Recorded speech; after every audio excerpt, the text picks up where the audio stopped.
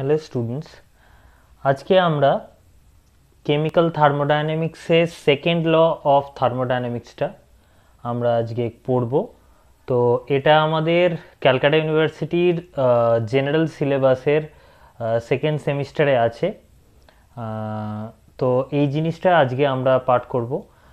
তো কি কি আছে আমরা এখানের মধ্যে দেখে নেব। তাপগতিবিদ্যার দ্বিতীয় সূত্র অর্থাৎ সেকেন্ড ল অফ থার্মোডাইনামিক্সে যাওয়ার আগে আমরা তাপগতিবিদ্যার প্রথম সূত্র থেকে কি কি তথ্য পাই সেটা দেখে নিই।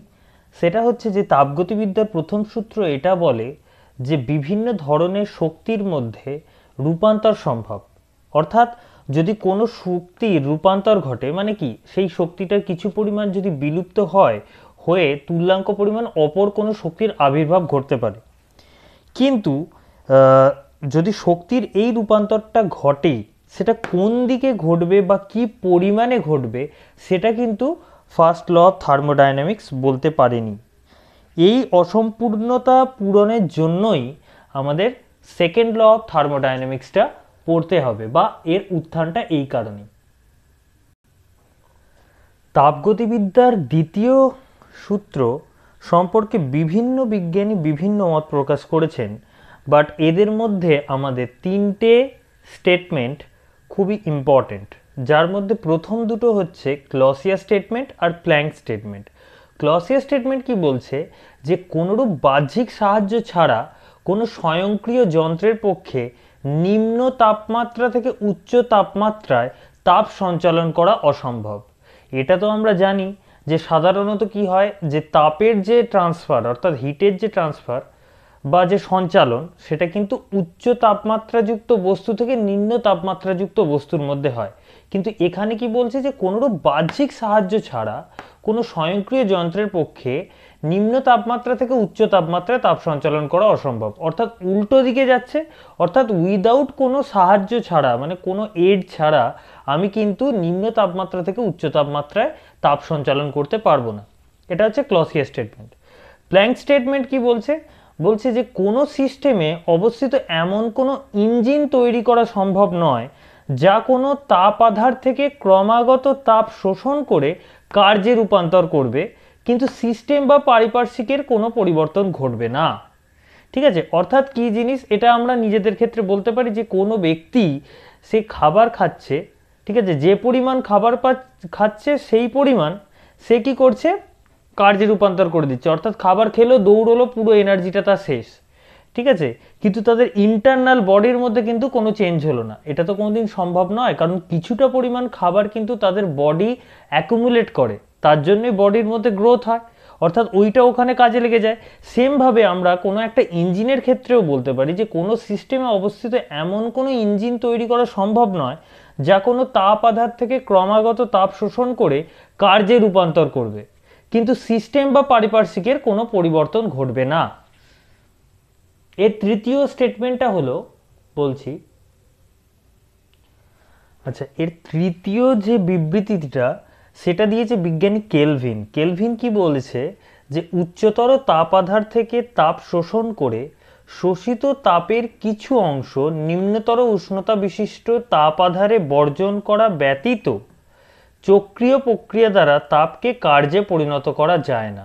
অর্থাৎ কি বলতে চাইছে, যে উচ্চতর তাপ আধার থেকে, অর্থাৎ যেটাকে আমরা বলে থাকি সাধারণত উৎস বা সোর্স, ঠিক আছে, সেখান থেকে তাপ শোষণ করে সেই শোষিত তাপের কিছু অংশ তাকে নিম্নতর উষ্ণতায় তাপ আধারে বর্জন করতে হবেই, আদারওয়াইজ সে কিন্তু ওই উষ্ণতার মানে ওই তাপটাকে কমপ্লিটলি কার্যে রূপান্তর করতে পারবে না। অর্থাৎ আমরা একটা জিনিস কি বলতে পারি, ইঞ্জিন আমাদের কাদের বলে, ইঞ্জিন হচ্ছে যে তাপ শোষণ করে সেটাকে কার্যে রূপান্তর করে, তাকেই আমরা বলতে পারি ইঞ্জিন। আর এই ইঞ্জিনের কর্মদক্ষতা আমরা কি বলতে পারি, যে ইঞ্জিন যে পরিমাণ কাজ করছে অর্থাৎ ইঞ্জিন দ্বারা কৃতকার্য আর ইঞ্জিন দ্বারা শোষিত তাপ, তাদের অনুপাতকে আমরা এফিসিয়েন্সি বলতে পারি। তার সঙ্গে 100 গুণ করে দিলেই তাহলে পার্সেন্টেজে আমার কর্মদক্ষতা বা এফিসিয়েন্সিটা বেরিয়ে যাবে। ঠিক আছে, তাহলে আমরা এফিসিয়েন্সি কি বলতে পারি, যে ইঞ্জিন দ্বারা কৃতকার্য ও ইঞ্জিন দ্বারা শোষিত তাপের অনুপাতকে আমরা ইঞ্জিনের কর্মদক্ষতা বলি। ওকে, আচ্ছা, এই যে উৎস আর খাদ, এটা কাকে বলে?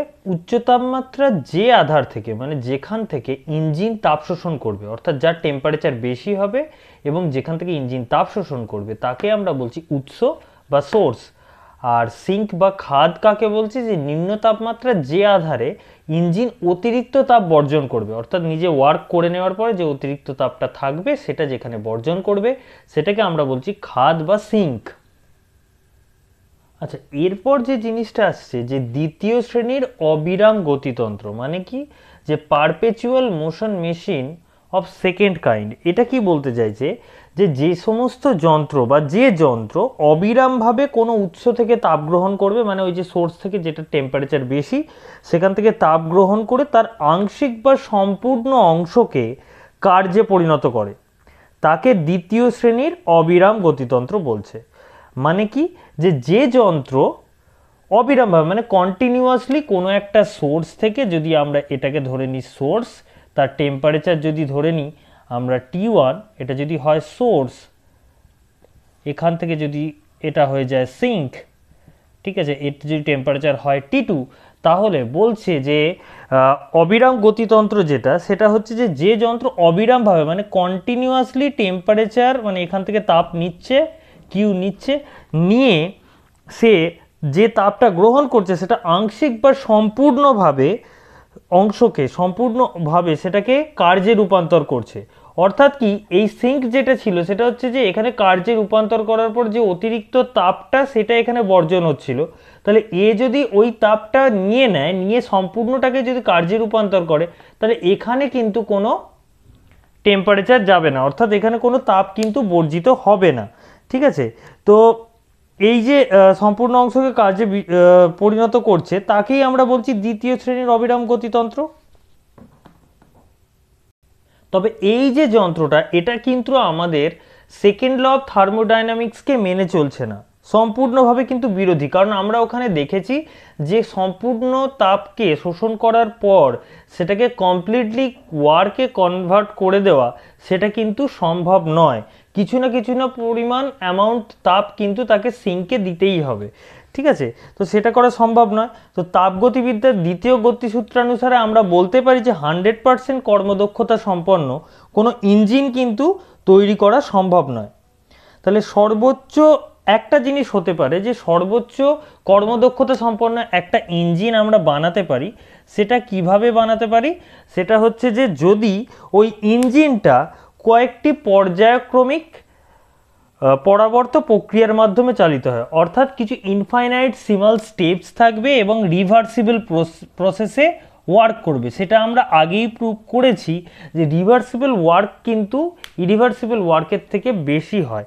ঠিক আছে, তাহলে রিভার্সিবল প্রসেসে যদি ইনফাইনাইট সিমাল স্টেপের দ্বারা যদি কোনো একটা ইঞ্জিন চালিত হয়, তাহলে কিন্তু আমরা সর্বোচ্চ কর্মদক্ষতা পাবো। তো বিজ্ঞানী সাদি কার্নো, অর্থাৎ কার্নোট যিনি ছিলেন, এই ধরনের একটা আদর্শ ইঞ্জিনের কিন্তু বর্ণনা দিয়েছিলেন। যেহেতু এই যে ইঞ্জিনটা যেটার বর্ণনা উনি দিয়েছিলেন একটা চক্রীয় পদ্ধতিতে সৃষ্টি হয়, তাই সেটাকে আমরা বলে থাকি কার্নোট সাইকেল। কি বলি? Carnot cycle. ঠিক আছে, এবারে এই কার্নোট সাইকেলটার ডিটেলসটা বলছি। আচ্ছা, এটা হচ্ছে কার্নোট ইঞ্জিনের একটা স্কিম্যাটিক ডায়াগ্রাম। আমি স্টেপ বাই স্টেপ বলবো। তো বিজ্ঞানী সাদি কার্নো 1824 খ্রিস্টাব্দে এইরকম একটি কাল্পনিক পরাবর্ত চক্রীয় ইঞ্জিন আবিষ্কার করেছিলেন। এই ইঞ্জিনটা তৈরি করতে উনি যেটা নিয়েছিলেন সেটা হচ্ছে একটি ঘর্ষণবিহীন ভারহীন পিস্টনযুক্ত সিলিন্ডার, যার মধ্যে 1 মোল আইডিয়াল গ্যাস বা আদর্শ গ্যাস আবদ্ধ আছে। ঠিক আছে, এই ইঞ্জিনটা টোটাল 4টে স্টেপে সম্পন্ন হয়। ঠিক আছে, যার মধ্যে প্রথম স্টেপটা আমি বলছি। তো প্রথম স্টেপটাতে ফার্স্টে কি হচ্ছে যে এ থেকে বিতে যাচ্ছে। ঠিক আছে, তাহলে এক্ষেত্রে কি হচ্ছে, এ থেকে বিতে যখন যাচ্ছে সেটা হচ্ছে আইসোথার্মাল রিভার্সিবল এক্সপ্যানশন হয়েছে, মানে পরাবর্ত সমষ্ণ প্রসারণ ঘটেছে, অর্থাৎ P1 V1 ছিল, এখানে P2 V2। ঠিক আছে, এইটা হয়েছে, অর্থাৎ আমার যে টেম্পারেচারটা সেটা কিন্তু এখানেও T1 আছে, এখানেও T1 আছে, কারণ আমি যেহেতু সমষ্ণ করছি, অর্থাৎ উষ্ণতার কিন্তু কোনো পরিবর্তন ঘটছে না। তাহলে এক্ষেত্রে কি ঘটছে, তাহলে কেন এটা মানে আয়তনটা চেঞ্জ হচ্ছে কেন, তাহলে আমি কি ধরছি যে এ পজিশনে যখন ছিল T1 উষ্ণতায়, স্থির উষ্ণতায় যখন গ্যাসটা ছিল, তখন ও উৎস থেকে পরাবর্ত এবং সমষ্ণ পদ্ধতিতে Q1 অ্যামাউন্ট টেম্পারেচার নিয়েছে, মানে তাপ নিয়েছে, Q1 অ্যামাউন্টে তাপ নিয়েছে, তাপ নিয়ে W1 পরিমাণ কার্য সম্পন্ন করেছে। সেই কার্য সম্পন্ন করার ফলে কি হয়েছে, আয়তনটা V1 থেকে বেড়ে গিয়ে V2 হয়েছে, অর্থাৎ এখানে প্রসারণ ঘটেছে। আর চাপটা কি হয়েছে, যেহেতু আয়তন বেড়েছে, চাপের সঙ্গে আয়তনের তো ব্যস্তানুপাতিক সম্পর্ক, তাই আয়তন যদি বাড়ে তাহলে চাপ কমেছে, চাপটা কমে P1 থেকে P2 হয়েছে। এবারে যেহেতু এই বিক্রিয়াটা একটা আইসোথার্মাল প্রসেস, মানে সমষ্ণ বিক্রিয়া, আর যেহেতু আমার ওয়ার্কিং সাবস্টেন্স, মানে আমি এখানে যেটা নিয়েছি সেটা একটা আইডিয়াল গ্যাস বা আদর্শ গ্যাস, তাহলে তার ক্ষেত্রে আমরা বলতে পারি কি, সমষ্ণ প্রক্রিয়ার ক্ষেত্রে ডেল্টা ইউ সমান 0 হবে, অর্থাৎ কিউ প্লাস ডাব্লু সমান 0। এটা আমরা প্রথম মানে ফার্স্ট ল অফ থার্মোডাইনামিক্স থেকে পাই। ডেল্টা ইউ সমান কিউ প্লাস ডাব্লু আমরা লিখি, তো সেক্ষেত্রে আমার ডেল্টা ইউ যদি 0 হয়ে যায় তাহলে আমরা লিখতে পারি কিউ প্লাস ডাব্লু সমান 0, তাহলে কিউ সমান হচ্ছে মাইনাস ডাব্লু। ঠিক আছে, এইবার এখানে P1 V1 T1 ছিল এ স্টেপে, সেখান থেকে বি স্টেপ গেছে, সেটা P2 V2 T1 হয়েছে। তাহলে এই সমষ্ণ প্রসারণের ক্ষেত্রে কার্য কি হবে, Q1 সমান মাইনাস W1, এটাই লিখছি, যেহেতু ফার্স্ট স্টেপ তাই 1 1 নিয়েছি। Q1 equals to minus W1 equals to RT1 ln V2 by V1। ঠিক আছে, তাহলে এটা আমরা পাচ্ছি ওয়ার্ক ডানটা ফার্স্ট স্টেপের জন্য। আচ্ছা, দ্বিতীয় পর্যায়ের ক্ষেত্রে গ্যাস সিলিন্ডারটাকে কি করছি, যে তাপ উৎস থেকে সরিয়ে নিচ্ছি, সরিয়ে নেওয়ার পর রুদ্ধতাপীয় এবং পরাবর্ত অবস্থায় সম্প্রসারণ করা হলে আয়তনটা V2 থেকে বেড়ে V3 হবে, আর এর ফলে তাপমাত্রা হ্রাস পেয়ে T2 হবে। ঠিক আছে, আর যেহেতু আয়তনটা আবার বাড়ছে এবং আয়তনের সঙ্গে চাপের যেহেতু ব্যস্তানুপাতিক সম্পর্ক, তাই চাপটা হ্রাস পাবে P2 থেকে পরিবর্তিত হয়ে সেটা P3 হবে। যেহেতু এটা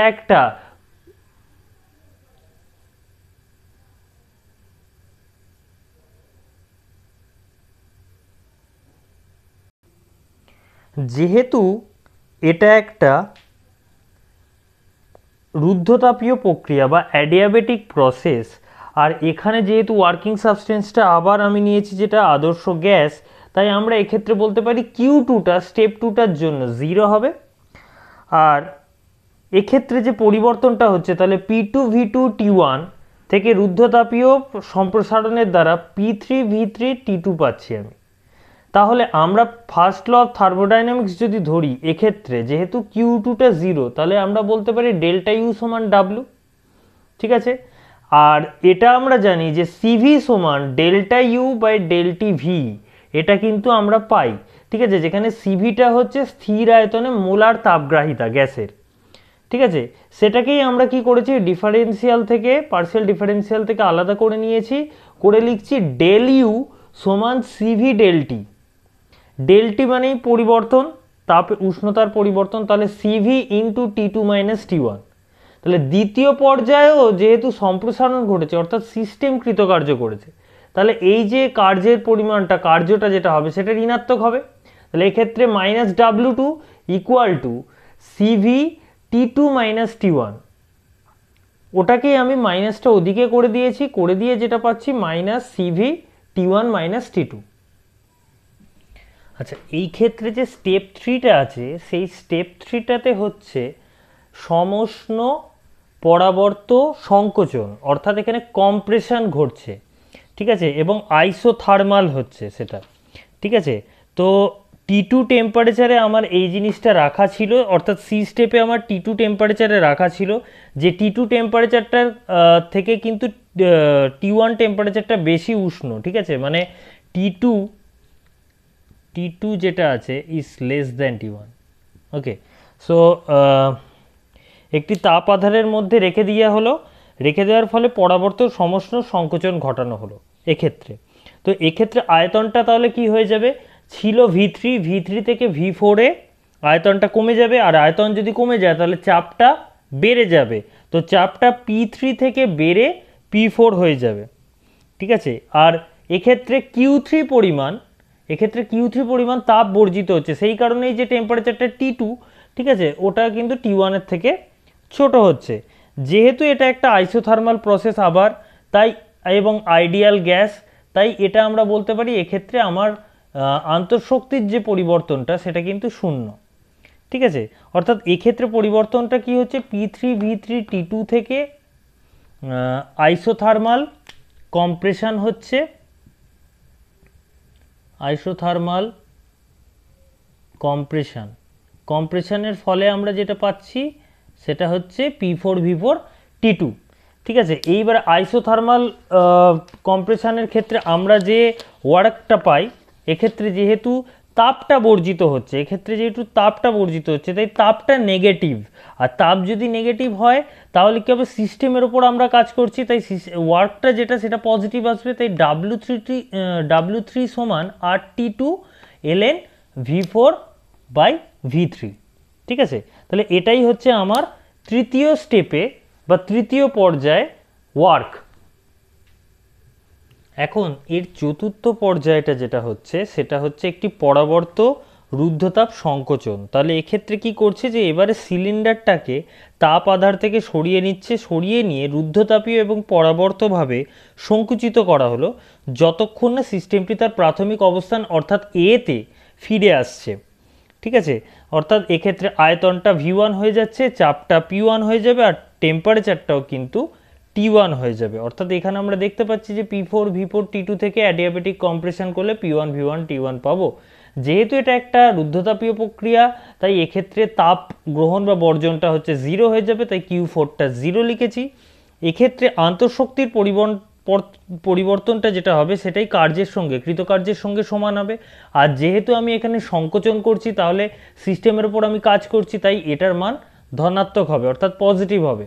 তাই CV del T পাচ্ছি, CV T1 - T2, কারণ ফাইনাল টেম্পারেচারটা হচ্ছে T1 আর T2 থেকে হচ্ছে, তাই CV T1 - T2, যেখানে CVটা হচ্ছে স্থির আয়তনে গ্যাসের মোলার তাপগ্রাহিতা।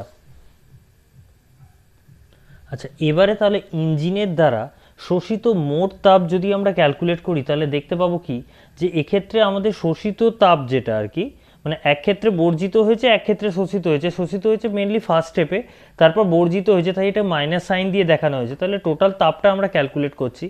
ফার্স্ট স্টেপে আমার যেটা তাপের যে পরিমাণ ছিল সেটা হচ্ছে RT1 ln V2/V1, আইসোথার্মাল যে স্টেপটায় সেখানে এইটা মান এসেছিল RT1 ln V2/V1। আর Q3-র মানটা যেহেতু মাইনাস আছে, মাইনাস এটা চলে এলো, তো RT2 ln V4/V3। ঠিক আছে, এটা হচ্ছে Q3-র মানটা, কারণ মাইনাস Q3 ছিল, কারণ সিস্টেমের ওপর কৃতকার্য করা হচ্ছিল যেহেতু, তাহলে তাপ তো বর্জিতই হবে, ওই জন্য ওটা মাইনাস সাইন দিয়ে দেখানো আছে। তাই RT1 ln V2/V1 plus RT2 ln V4/V3। Step 2-এ আমার অ্যাডিয়াবেটিক প্রসেসে কি চেঞ্জ হয়েছিল, যে T1 থেকে T2 হয়েছিল আর ভলিউমটা V2 থেকে V3-তে পরিণত হয়েছিল। তাহলে আমরা জানি যেহেতু অ্যাডিয়াবেটিক প্রসেস, তাহলে টিভির মধ্যে যে রিলেশনটা ছিল TV⁻⁻1, সেটা আমি এক্ষেত্রে প্রয়োগ করেছি, করে যেটা পেয়েছি T1/T2 = V3/V2 whole to the পাওয়ার গামা-1। ঠিক আছে, এটা স্টেপ 2-তে পেয়েছি। আর স্টেপ 4-এও আবার একটা অ্যাডিয়াবেটিক কম্প্রেশন হয়েছে, এটা হয়েছিল সম্প্রসারণের ক্ষেত্রে, এটা হচ্ছে সংকোচনের ক্ষেত্রে, অ্যাডিয়াবেটিক সংকোচনের ক্ষেত্রে। এক্ষেত্রে কি ছিল যে T2V4 থেকে T1V1-এ পরিণত হয়েছিল, তাহলে তাদের মধ্যে রিলেশনটা কি হচ্ছে, T1V1 to the power গামা-1 = T2V4 to the পাওয়ার গামা-1। তাই এটাকে সলভ করে আমরা পেলাম T1/T2 = V4/V1। তাহলে আমি এখান থেকে কি বলতে পারছি, যে এই দুটো যেহেতু সেম, তাহলে V3/V2 to the power গামা-1 = V4/V1 to the পাওয়ার গামা-1। তাহলে এক্ষেত্রে আমরা পাচ্ছি V3/V2 = V4/V1, সেখান থেকে আমরা পাচ্ছি V3/V4 = V2/V1। এইবারে এই কিউ টোটালটা আমি এখানে লিখেছি, অর্থাৎ এই ইকুয়েশনটায় আমি আরেকবার লিখেছি, সেখানে এই V4/V3-র জায়গায় আমি লিখছি কি V1/V2, এটা দিয়ে আমরা প্রতিস্থাপন করে দিয়েছি। করে যেটা পেলাম RT1 ln V2/V1 minus RT2 ln V2/V1। এখান থেকে আমরা আর ln V2/V1টা যদি কমন নিয়ে নিই, থাকছে RT1 - T2 ln V2/V1। এটাই হচ্ছে সিস্টেম দ্বারা গৃহীত বা শোষিত মোট তাপের পরিমাণ। আচ্ছা, এবার যদি আমরা দেখি যে মোট কার্যের পরিমাণটা কি ছিল, যে 4টে স্টেপে আমার কাজ হয়েছে, যার মধ্যে 2টো স্টেপে সম্প্রসারণ ছিল বলে সেই 2টো ওয়ার্ক হচ্ছে নেগেটিভ, আর বাকি 2টো ওয়ার্কগুলো যেহেতু ওর ওপর সিস্টেমের উপর কার্য করা হচ্ছিল তাই ওটা হচ্ছে পজিটিভ। ঠিক আছে, তাহলে এই 4টে ওয়ার্কের মানগুলো বসিয়ে দেওয়া হয়েছে, যে RT1 ln V2 by V1 minus CV T1 by T2 আর প্লাস দিয়ে RT2 ln V4 by V3 plus CV T1 minus T2। তাহলে এক্ষেত্রে CV T1 মাইনাস T2 দু ক্ষেত্রে একটা মাইনাস প্লাস আছে, তাই ওটা ক্যান্সেল হয়ে গেল। তাহলে পড়ে আছে RT1 ln V2 by V1 plus RT2 ln V4 by V3। ঠিক আছে, এইবারে আমরা জানি এই রিলেশনটা আমি আগেই পেয়েছি যে V4 by V3 সমান হচ্ছে V1 by V2, তাহলে এখানে V4 by V3 জায়গায় V1 by V2টা কিন্তু আমি বসিয়ে দিয়েছি। ঠিক আছে, তাহলে এটাকে ln V2 by V1 করার জন্য এখানে একটা মাইনাস নিয়ে এসেছি, তাহলে minus RT2 ln V2 by V1, আর সেখান থেকে আমার যে মাইনাস W টোটালটা যেটা বেরোলো RT1 minus T2 ln V2 by V1। ঠিক আছে, তাহলে এখান থেকে কিন্তু আমার প্রমাণিত হচ্ছে যে কিউ টোটাল যেটা ছিল equal to minus W total, এটা কিন্তু আমরা পাচ্ছি দেখতে। তাহলে প্রথম পর্যায়ে আমরা শোষিত তাপ কি ছিল, Q1 অর্থাৎ RT1 ln V2 by V1, যেটা সোর্স থেকে আমার তাপটা শোষণ করছিল সেইটা, কারণ Q3টা যেটা ছিল ওটা তাপ বর্জন করেছে, ওটা কিন্তু শোষিত হয়নি। আর আমরা কর্মদক্ষতা সমান কি জানি, যে মোট কৃতকার্য বাই হচ্ছে শোষিত তাপ। শোষিত তাপ তো কেবলমাত্র ফার্স্ট স্টেপেই হয়েছে, তাহলে ফার্স্ট স্টেপের তাপটা হচ্ছে RT1 ln V2 by V1, R total ওয়ার্কটা আমরা অলরেডি পেয়েছি এখানে RT1 minus T2 ln V2 by V1। তাহলে এদের যে রেশিওটা অর্থাৎ অনুপাতটা সেটাই আমার কর্মদক্ষতা দেবে, আর এর মডিউলাস নিয়েছি অর্থাৎ সাইনটা আমি এখানে নিই, তাহলে RT1 minus T2 ln V2 by V1, এটা RT1 ln V2 by V1 করে এখানে কেটে কেটে যাবে আর ln V2 by V1টা কেটে গিয়ে এখানে থাকছে T1 minus T2 by T1 অর্থাৎ 1 মাইনাস T2 by T1। তাহলে এখান থেকে আমরা একটা জিনিস দেখতে পাচ্ছি যে কোনো একটা মেশিনের বা ইঞ্জিনের ক্ষেত্রে তার কর্মদক্ষতা কেবলমাত্র সোর্স আর সিঙ্ক অর্থাৎ যে আধার থেকে সে তাপ শোষণ করবে সেই আধারের উষ্ণতা আর যে সিঙ্কে তাপ বর্জন করবে সেই তাপ আধারের উষ্ণতার উপর ডিপেন্ড করছে, অর্থাৎ কেবলমাত্র প্রাথমিক আর অন্তিম উষ্ণতার উপরেই কিন্তু কর্মদক্ষতা নির্ভর করে। এইবারে